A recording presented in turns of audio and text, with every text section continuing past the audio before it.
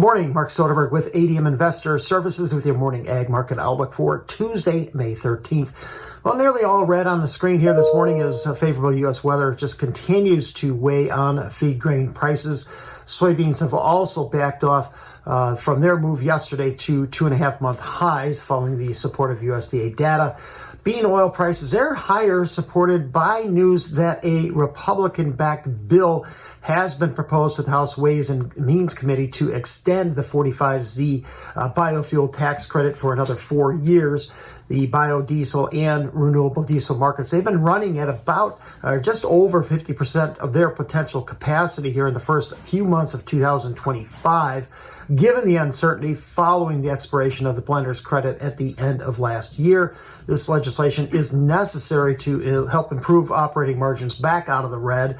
Yesterday, the USDA lowered their bean oil usage for the production of biofuels by another 150 million pounds. Right now, bean oil is about 40 points better, with nearby futures, however, holding within yesterday's range. Beans are 2 to 4 lower. Meal is off $1 to $2. Wheat is 6 to 8 lower with new fresh contract lows across all three classes. Corn is down another 2 to 3 cents. July, however, still holding a 1 to 2 cent premium over new crop December.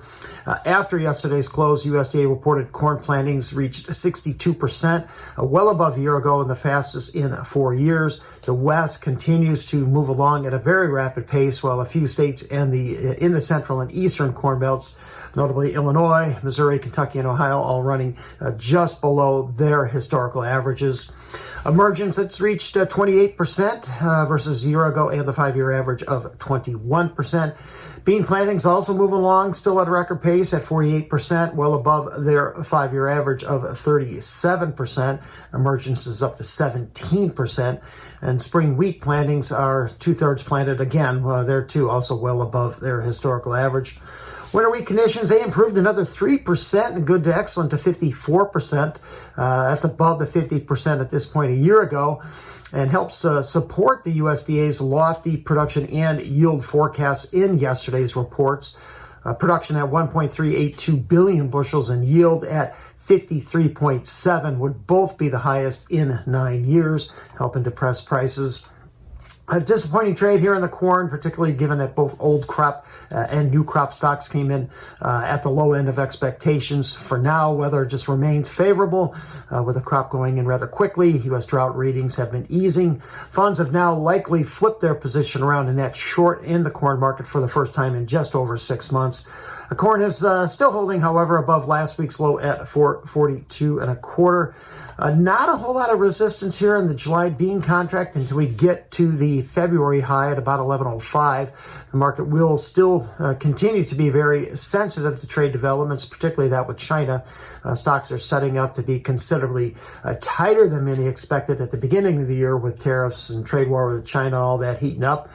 I think that new crop soybean prices will continue to work better against new crop corn prices. They try to attract a few more acres into production this year and away from corn wherever possible. Funds remain record short here in the wheat, 493. That's the next key support level for spot Chicago. That's the lowest from August of last year. You have to go all the way back to October of 2020 since we've seen spot Kansas City futures back below that $5 level. So back to watching weather and trade developments, but for right now, with favorable weather, it seems to be winning out and providing a lot of red here on the screen. Thank you for listening, everyone, and I hope you have a great day.